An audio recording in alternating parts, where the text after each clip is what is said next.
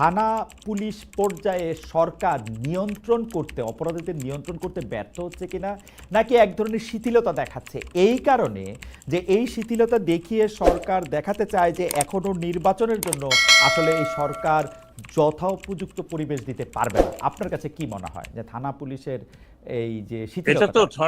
ধরেন ধরেন এটা তো আমি একরকম ব্যাখ্যা করতে পারি, হুম হুম আপনি একরকম ব্যাখ্যা করতে পারেন। হুম হুম আর আমাদের দেশে ব্যাখ্যা তো আপনার পজিটিভ পজিটিভ কম হয়, নেগেটিভ বেশি হয়। হুম হুম আমি এরকম কোনো আমি তো যেহেতু ক্যাবিনেটে আছি, আমি ক্যাবিনেটে হুম এরকম কোনো লক্ষণ দেখিনি হুম যে কেউ হয়তো এটাকে এইভাবে মনে করছে বা কেউ এটা করতে চায় না। আমরা কিন্তু সবাই এই বিষয়ে অত্যন্ত সচেতন যে এই জিনিসটাকে আরো ইমপ্রুভ করা দরকার। হুম কিন্তু আমি আপনাকে কতগুলো সাইকোলজিক্যাল কথা বললাম। হুম হুম এইটা এই ট্রমা থেকে বেরোতে সময় লাগে। কারণ কারণ আপনি এটা একটা একটা কথা মনে রাখবেন যে আমরা তো বিদেশি লোক না, বা এই পুলিশ হুম তো বাইরে থেকে আসেনি। এই পুলিশের কিচেন কিন্তু এইখানে তো করেছি। সেটা সেটা যে নিজের দেশের লোকের উপরে গুলিবর্ষণ, নিজের দেশের লোককে টর্চার করা, এটা তো এখন দেয়া রিয়ালাইজিং যে এটা কতখানি অমানবিক কাজ তারা করেছে। এবং তার কিছু কিছু তারা তো কিছু এই ধরনের যখন মানে একটা এর মধ্যে নেমেছে, আপনি দেখেছেন যে 5 অগস্ট বা 4 অগস্ট, 3rd 4th অগস্ট পুলিশের এক্সশন চলে আসছে।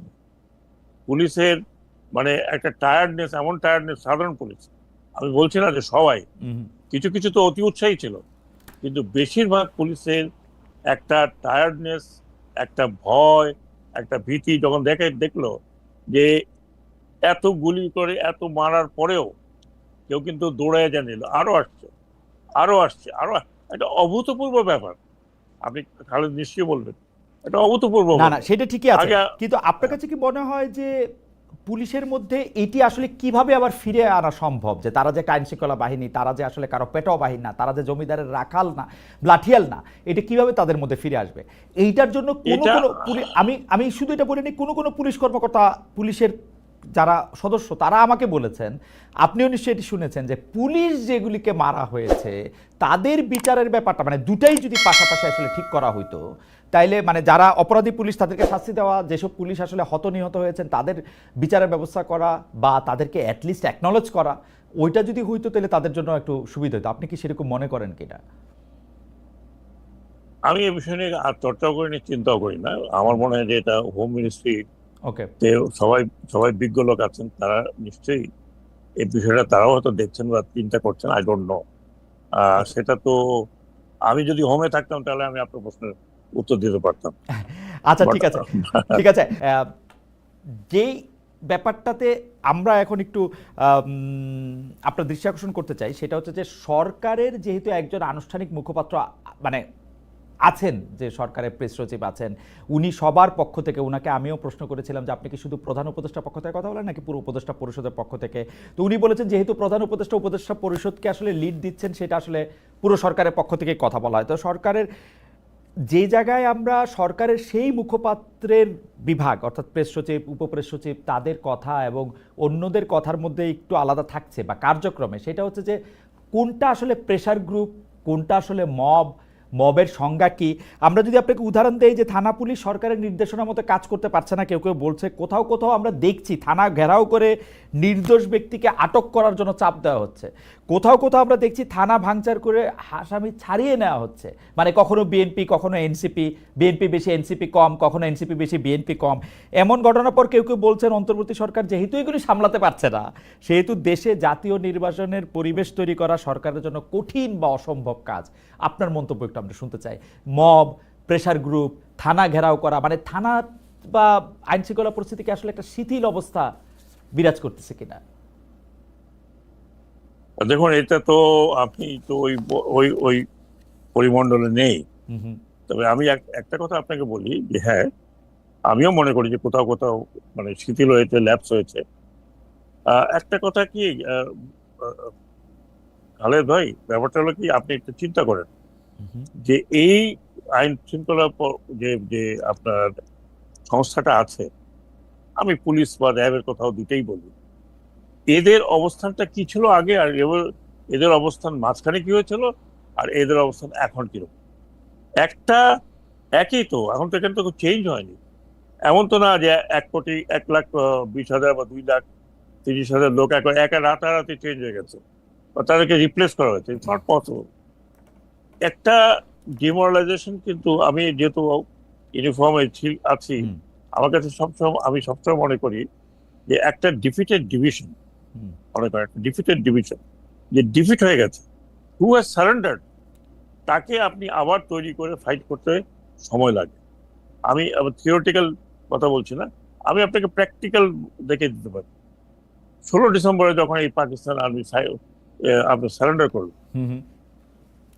সেই সোলজার গুলোকে মনে করেন যে আবার ফিরে গিয়ে, did they have soldier quality? No, most of them did not. এবং তাদেরকে বেশিরভাগকেই আপনার চাকরি থেকে কিন্তু চাকরিচ্যুত করা হয়েছে। কিন্তু আমি কিন্তু ডক্টর আমি হোসেন, আমি কিন্তু ডক্টর হোসেন, আমি এই জায়গাটাও আবার একটু আমাকে বুঝতে চাই যে 1,20,000 পুলিশের যে কর্মকর্তা আছে, যদি আপনি তাকে মেন করে থাকেন, তাকে আপনি ডিফিটেড কেন বলতেছেন? কারণ আমি 5 আগস্টের না, মধ্যে না, 5 না, আগস্টে এক কিন্তু মিনিট, পুলিশের বহু সদস্য বলেছেন যে তারা বাধ্য হয়ে তারা আওয়ামী লীগের এই সরকারে ছিল। আমি শোনেন, আমি জি, একটা কথা বলছি, আমি জি। আমি ওভারঅল তাদের কথাই বলছি, because আমি হুম, কিন্তু বেশ কিছুদিন এদের সাথে ছিলাম, ইজ রাইট। এবং আমি এই কথা তাদেরকে বলেছি যে you have to come out of that trauma. আমি আমি পুলিশের কোনো কর্মকর্তার কথা বলছি না, ওভারঅল আমি ওভারঅল ট্রুপসের কথা বলেছি। But they are not troops traumatized, মানে ধর, they are not traumatized, they are very happy. আমি আপনাকে বলি, আমাদের 20তম ব্যাচের যেই যেই আমি 20তম ব্যাচে কিছুদিন সরকারি চাকরি করছি, যেই পুলিশ অফিসাররা আওয়ামী লীগের আমলে খুব বাহাদুরি করছে, আমাদের অন্য 20 ব্যাচের অফিসারদেরকে কিন্তু তারা আটকায় রাখছিল। এখন তারা সামনে আসছে, সামনে আইসা কিন্তু যতটা পারতেছে খুশির চোটে, আমি আপনাকে কি বলবো, তারা দে আর ভেরি হ্যাপি। আহা, এবং আপনার এবং আওয়ামী লীগের তাদের- 100 জন যদি পুলিশ কর্মকর্তা থাকে, তার মধ্যে 10 জন যদি আওয়ামী লীগের খুব ঘি মাখন খায় থাকে, 90 জনই অপ্রেস ছিল। ওরা তো না, না, না, বিজয়ী। আপনি কিন্তু আমার কথাটাকে আপনিও বুঝতে পারেন না। না, না। আমি আমি আমি পুলিশ অফিসারদের কথা বলছি না যারা এখন আপনি যারা বলেন খুশি, জি। তারা খুশি, তারা খুশি।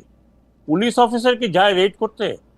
পুলিশ অফিসার কি যায় আপনার ডাকাত ধরতে? কে যায়? ও মাঠে কারা দেয়? মানে থানা, জি, কনস্টেবল বা হ্যাঁ, সাব থা- ইন্সপেক্টর, থা- থা- জি, রাইট, থানা পরিচালনাটা কারা করে? রাইট। সেখানে তো আপনার ব্যাচের লোক যায় না। হুম, হুম, ওখানে তো যায় মানে ইন্সপেক্টর লেভেলের, তাই না? হুম, হুম, ওসি। হুম।